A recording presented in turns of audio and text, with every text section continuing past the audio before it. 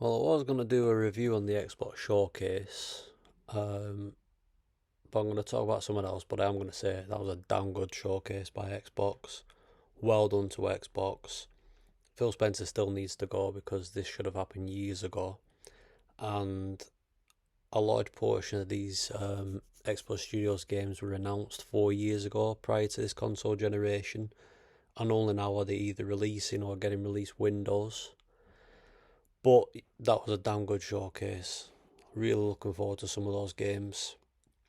And what I am going to talk about is my ultimate takeaway from that showcase was that my perception of the industry has now changed, and I think the industry is looking much healthier. And the main reason for that is competition, because Xbox finally, after me wanting this to happen for years, look like they're going to start delivering some games that people want to play. And people might say, a lot of these games are going to come to PlayStation or PC or Nintendo or whatever. I think that will happen, but what my main interest is the fact that we have another player in the industry who have under their umbrella some good studios who are going to bring out some really good games.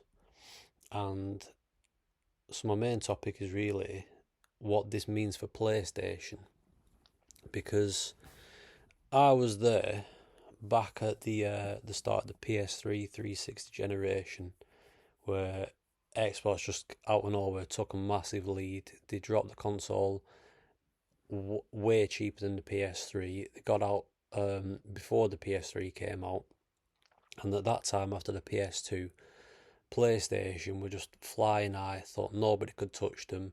Thought they could drop a console and sell it for $599, and all the people who had PS2s would just lap it up. And it didn't happen at the start, and there was massive issues with the hardware itself where it was just too difficult to develop for. And ultimately, and myself, I was one of these where I got the PS3 at first, and I ended up buying a 360 as well because of all the games that I saw coming on the 360. So for the first half of that generation, Xbox was just really smashing it, dropping some really good like timed exclusives and first party games, and making also a console that the devs wanted to develop for, and it was easy for them. And games ended up like looking and running better on the Xbox 360. But what that did to PlayStation, because they had some like major competition, they had to massively step up.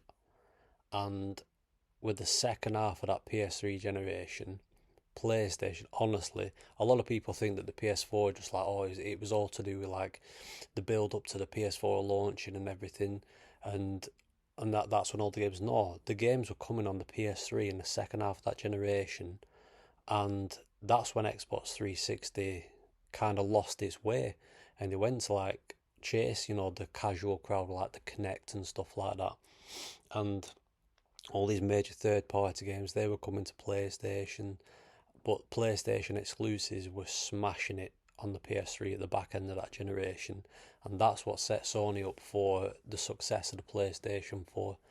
Yeah, the messaging helped and everything like that, and Xbox One was just, a mess of a console at launch. But as I've always said, it's about the games. And PlayStation, they lost the market share with the 360. They crawled it back towards the end, where they basically shared that generation with Xbox. And then with the PS4, they smashed it, and because of the work done on the PS3, it set them up so well for the PS4, where all these wicked games are coming out, and Xbox was just nowhere under Phil Spencer's leadership. Now, I'm bringing that up to say that in this generation, it's felt like again that PlayStation has gone back to this greedy corporation who feels like there's no real competition, they're a bit untouchable. The messaging's been off for years now, and in terms of the people running that company, with the likes of Jim Ryan, who's recently left, like the same people who knew what was a what with the PS3 and the PS4 aren't there now, and I've been crying out for the longest time, like, we need Xbox to step up. We need Xbox to start dropping some games and just really turning up the heat and capitalising on this. There's a bit of a malaise with PlayStation at the moment, where I still think they've had to this point in the generation, they've had a better generation of Xbox, but it's kind of been by default because Xbox has been so poor and there's been nothing coming out on Xbox series consoles. And it's like, even recently, Hellblade 2 had a lot of hype around it. It's shit. It's just a shit game. I gave up after pushing forward on the analog stick for an hour. And like, don't get me wrong, graphically it's probably the best looking game this generation. Well, in terms of visual fidelity, perhaps not in art direction, but just nothing there. But from this showcase, there are numerous games on there which are looking very damn good. And this is what I wanted for the longest time.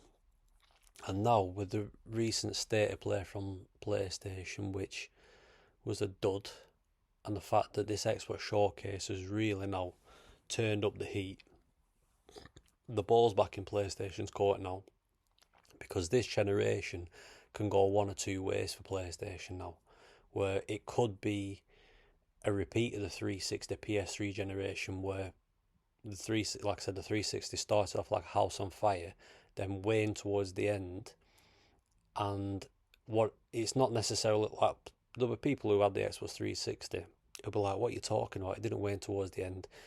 What it waned in was stuff that you didn't see. You didn't realise that it just got to the stage of the first party slate was just Forza, Halo, and Gears, and you weren't getting any timed exclusives anymore. And PlayStation started getting all these timed exclusives, games from Japan, and the first party games started coming out. So while you might still look back at the back end of that 360 think, oh yeah, it was absolutely fine, it just went all wrong with the Xbox One, what it meant was the company itself going into that next console generation had nothing, had no games whatsoever, had no studios delivering brilliant games. And I'm saying this to say that it could be the opposite with PlayStation this generation, where again it starts like a house on fire. PS5 was always going to succeed out of the gate because of what happened with the PS4, but we're approaching the halfway stage, and while I still think PlayStation's had not just a better generation, but even this year so far, it has been a better year on PlayStation for exclusives. But the back end of the year, we're starting to see a little bit of a shift and a bit more competition, and especially next year, because we just don't know what's coming next year from PlayStation. And this is the chance now for Xbox to gain a bit of momentum. It's probably too late in the day for this generation. You never know what can happen though. And hopefully a lot of people start picking up like the Series console. Well, don't pick up the Series S, because that console's a bit of a disaster at the moment, and that's going to get binned when that new handheld comes out in 2026. But get a Series X and get on Game Pass for these games.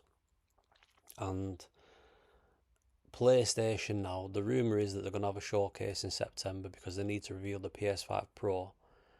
There is no doubt now, PlayStation, if they still the company that don't have the finger on the pulse and they don't know what they're doing, and they mess up that showcase by not showing what all these first party devs are working on, every single one. I want to see what Sony Santa Monica are working on, what Naughty Dog are working on, what Sucker Punch are working on, Bluepoint, all these devs, Sony Bend, they need to show what these studios are working on. These games can, like on this showcase, Xbox had games that had no release dates that could be out in 2026. You need to show what's coming in the second half of this generation, not only to give people a reason to buy the PS5 Pro, but also to not make the switch to Series X. And this is why I'm saying this is really a crucial point in every generation is crucial at the halfway stage. But I think if PlayStation can drop a showcase and just show what all these devs are working on, it just rewrites the shit for them. But honestly, would not be surprised if they mess it up and they just drop a PS5 Pro like announcement with like GTA 6 or something like that. If that's what they think is going to be sufficient, they're in for a world of pain, and people will and Xbox will see a massive gain in the second half generation. And what that'll do is lead into the next generation after that, because it's all about momentum. If you can gain momentum at the back end of a generation, you'll take that into the next one and you'll have a better start with that next one. Whereas if you lose momentum and you lose goodwill in the second half of generation, it'll only impact that next console. This is just simple. I've studied the industry for years. I know what I'm talking about, and that's what's going to happen. But yeah, Xbox Showcase, really good. Some wicked looking games on there. Perfect Dark reboot. If they can deliver on that, that looks fantastic.